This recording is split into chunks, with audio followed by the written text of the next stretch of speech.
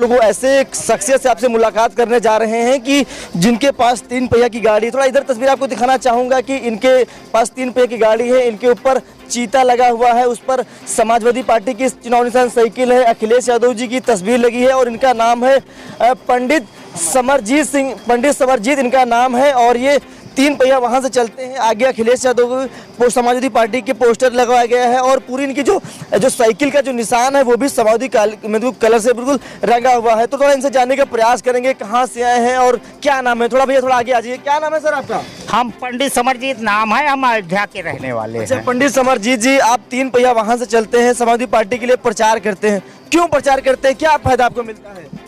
देखिए, समाजवादी लोग जो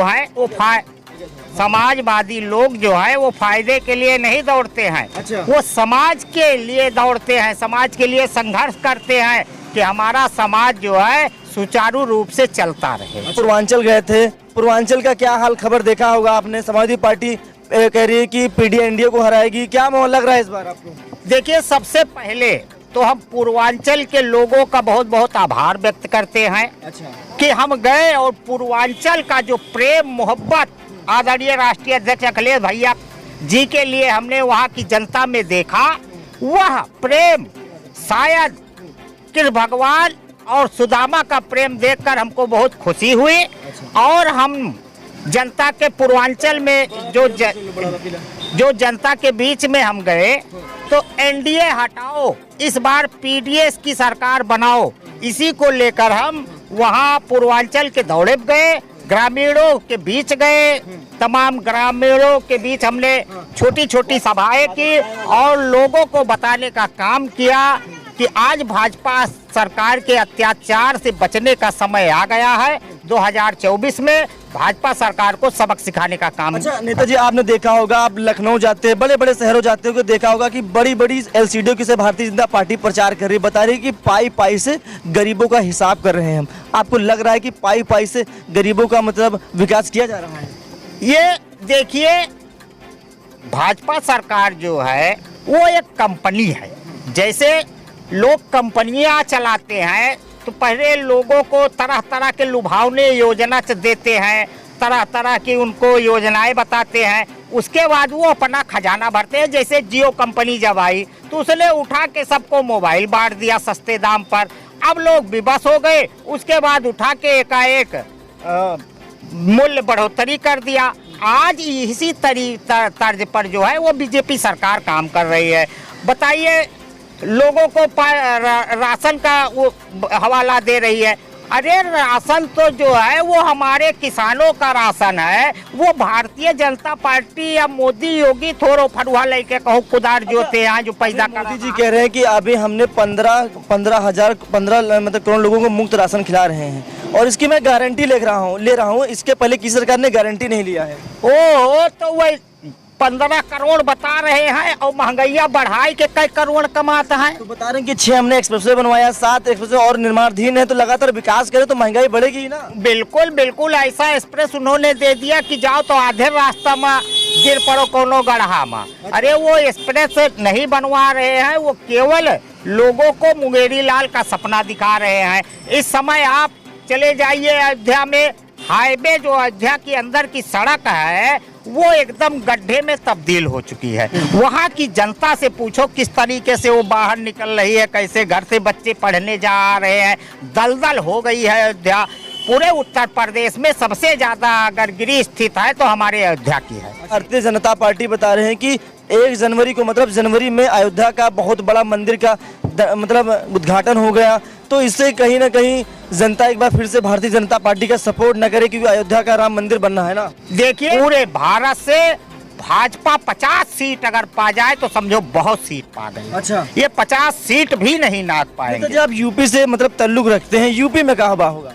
यूपी में हमारे उत्तर प्रदेश में 80 में 80 एनडीए पीडीए ले जाएगी। अच्छा, हाँ, मतलब क्या यहाँ से नरेंद्र मोदी को भी नहीं जीतने होगा क्या? अब की वो बनारस से खुद चुनाव हारेंगे और क्या हम बताएं। अच्छा। बनारस, मैं खुद पूर्वांचल के दौरे के प्रधानमंत्री हैं वो।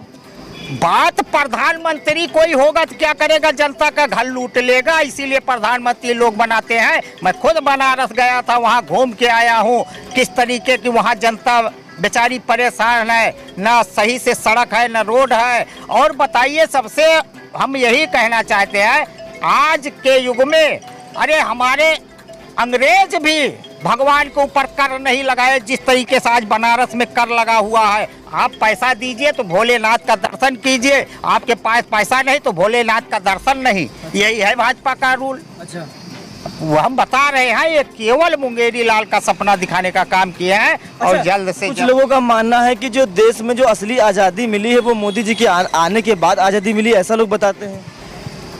अरे हमने बता दिया, आज़ादी मिली है कि सलाखों के पीछे इस समय वो हाल है कि अंग्रेजों से भी बदतर जिंदगी जी रहे हैं हमारे देश की जनता। अब यही मान लीजिए, अंग्रेज जो थे वो तो कभी कभी वार करते थे, यहाँ तो 24 घंटा उत्तर प्रदेश की या भारत की जनता सुरक्षित नहीं है। अच्छा, हाँ, कहीं भी कोई घटना घट सकती है। अच्छा। और आज ये भी बता दें, अगर बीजेपी का कहना मानो, उनका झंडा ढो, तब आप सुरक्षित हैं। और जैसे उनके विरोध में आप दिखाई देंगे तैसे आपके ऊपर अटैक पक्का है। और आप लोग लगातार कह रहे हैं कि देश में बड़ी महंगाई है, बेरोजगारी है, भ्रष्टाचार हो रहा है, महंगाई बढ़ रही है, लेकिन जनता को क्यों नहीं समझ में आ रहा? जनता लगातार भाजपा का सपोर्ट ही करती नजर आ रही है। जनता नहीं सपोर्ट कर रही है, ये मीडिया सपोर्ट कर रही है। अरे 140 रुपया किलो टमाटर बिक रहा, 150 रुपया किलो। मीडिया का क्या रोल है? अरे मीडिया जो बड़ी बड़ी घटनाएं होती है वो दाब दी जाती है, वो उठे। मीडिया जो है वो रात में जनता को विदेशी सैर कराती है। अच्छा। ठीक, देश से कोई मतलब नहीं कि देश में क्या हो रहा है, यहाँ की जनता किस चीज से त्रस्त है या कहाँ कोई। हम तो ये कहते हैं, मोबाइल न होता तो लोग बगल की घटना को न जान पाते। अच्छा। और हम जितने भी छोटे चैनल हैं, मैं उनको बहुत बहुत धन्यवाद देता हूँ कि अभी बहुत कुछ छोटे छोटे चैनल जो है वो बेचारे मामले का उजागर किया बराबर करते रहते हैं। अच्छा। मैं ये कह रहा हूँ कि बड़े बड़े चैनल वाले जो है वो तो मोदी के हाथ में चले गए। अच्छा। लेकिन अभी छोटे छोटे चैनल जो हैं वो आज भी जनता के साथ खड़े हुए हैं। अच्छा। और उनकी आवाज उठाने का काम करते रहते हैं। अच्छा। और उसके तरीके आप भी हमेशा जनता की आवाज उठाते, मैं आपको बधाई देता हूँ, धन्यवाद देता हूँ। और यह कहता हूं कि ऐसे ही संघर्ष आप करते रहिए हमारे समाज के लिए, जनता के लिए। चलिए ठीक है, तो हमारे बीच पंडित समरजीत सिंह हैं जो समाजवादी पार्टी के एक स्टार प्रचारक के रूप में लगातार काम करते हैं और अखिलेश यादव से भी कई बार इनकी मुलाकात हो चुकी है और इस रथ से ये समाजवादी पार्टी की नीतियों को जन जन तक पहुंचाने का काम करते हैं। अब आने वाले 2024 को लोकसभा चुनाव को लेकर ये कितनी नीतियों को लेकर जनता के बीच में पहुंचाने का काम करेंगे, जनता इनकी बात पर कितना सहमत होगी, ये तो वक्त ही बताएगा। फिलहाल हमारा काम है आपको जमीन तरह से खबरों से वाकिफ करना, तो बने हमारे साथ। देखते काकोरी दंगल।